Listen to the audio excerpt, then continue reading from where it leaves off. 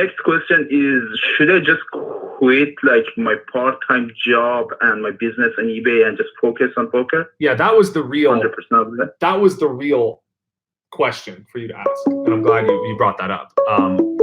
So the real question I have for you is, why are you working for $18 or $20 an hour when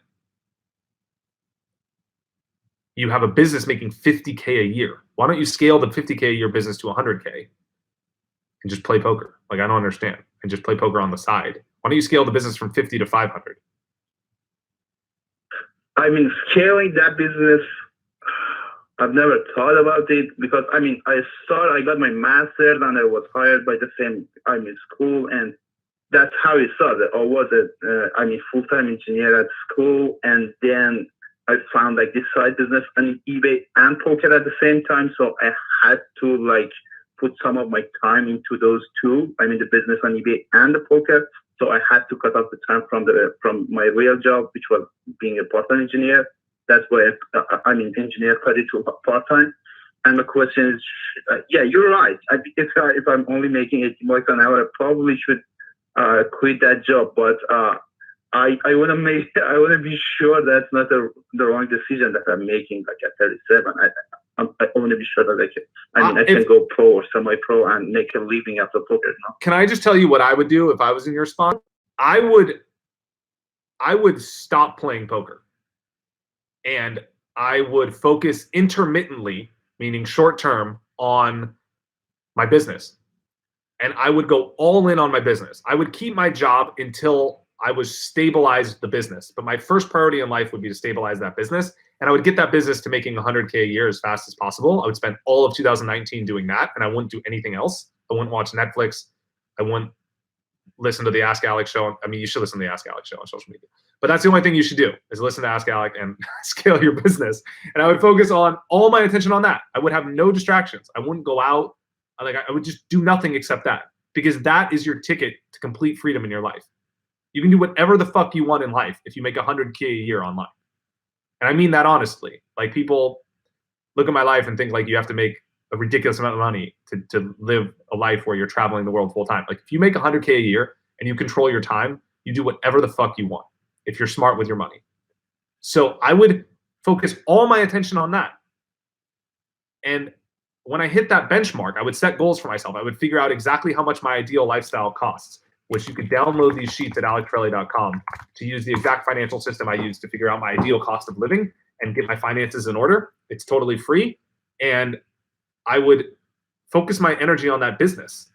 And then I would quit my job when my business was stable. And then I would play poker on the side. And I would make extra money playing poker, but I wouldn't need to, because my business fuels my life. And that's a really great spot to be, because you know what's cool? It's cool to be able to play poker, but it's not necessarily cool to have to play poker. And I think people think that it's cool to be a professional poker player, but it is a lot of stress relying on a high variance job to pay bills if you're grinding it out at 2.5 and 5.10. It is a lot of stress. If you're not willing to go all in on your business that's stable, making $50K a year, you are not going to be willing to go all in on playing poker. So poker is always going to be your side hustle. And that's a responsible place for it to be. When you have a business and making $50K a year, I would do everything I can to make that business make $500K a year. Because the hardest part of a business, they asked a billionaire what the hardest part of becoming a billionaire was. You know what he told them? The first 100K. The hardest part about a business is making it profitable. Scaling a business from 50 to 500 is so much easier than 0 to 50. So you should focus all of your fucking energy on that, in my opinion. Okay, that's not what I was expecting. Yeah, that's the truth. You know, but so you mean just completely quit poker for now? Yes, it'll be there when you're done. But you will be so much happier when your life is completely financially free and you're set up for the rest of your life, because you have a stable business that's providing all of your income, and all that time that you have channeled towards your job, you could channel towards poker in the future if your business gets to where it needs to be. But the business is the golden ticket. You have an asset that 99% of people in the world would kill for. Don't waste it. What is your business, my Alright, man? got What are you selling? You're selling shit on eBay? Oh, yeah, I sell like electronics and laptops on eBay. Yeah, there's absolutely no reason you can't scale what you're doing 10x. I don't know what you do or how you do it, but if you're making 50, there's enough people in the world that want to buy electronics that you can make 500. You just need to figure out how to do it. You should spend all your time on that business, my man. Yeah, I'm pretty sure it's possible, but yeah, as you mentioned, I have to figure out the way to scale it up, Then you also have to not give a fuck about what anyone else thinks, because there's probably a lot of societal pressure on you being an engineer and you quitting your job and having a degree, and there's sorry to interrupt you, but how did you know that? That's my main reason that I kept that part-time engineer. Yeah, because I study people for a living, man. Keep asking me that you got like a graduate degree, you should stay with like engineering stuff and like that, Yeah, because you probably care about the opinion of your parents more than you care about the opinion of yourself. Am I right? Correct, yeah. That's why. Because in order for you to do that, the opinion that you have in your head has to be louder than everyone else's in the world combined. So when I wanted to quit, when I wanted to drop out of college to play poker, I was 18 years old. You know how many people told me that I was making the right decision? Zero. Yeah. Zero people. Zero. There wasn't one. There wasn't a single person that was like, yes, it's a great fucking decision. You should drop out of your scholarship at SMU and go play poker for a living.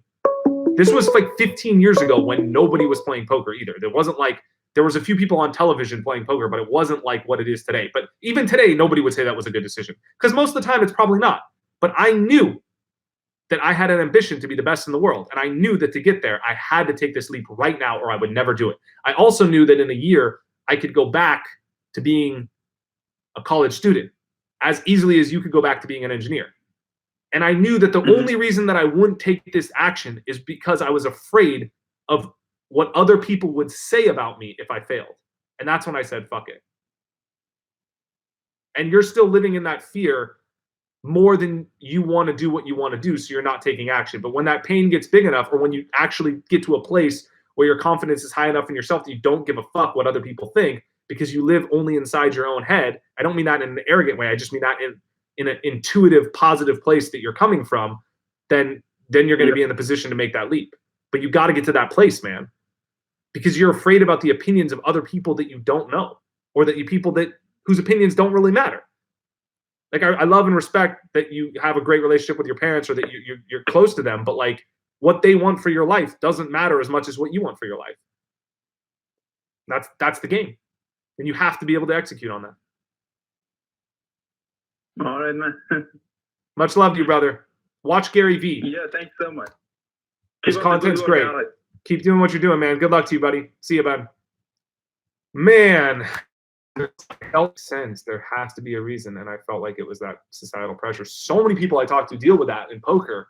I get that so often, where people are like, oh, I want to do this, but what if this, and what if I fail, and what if that?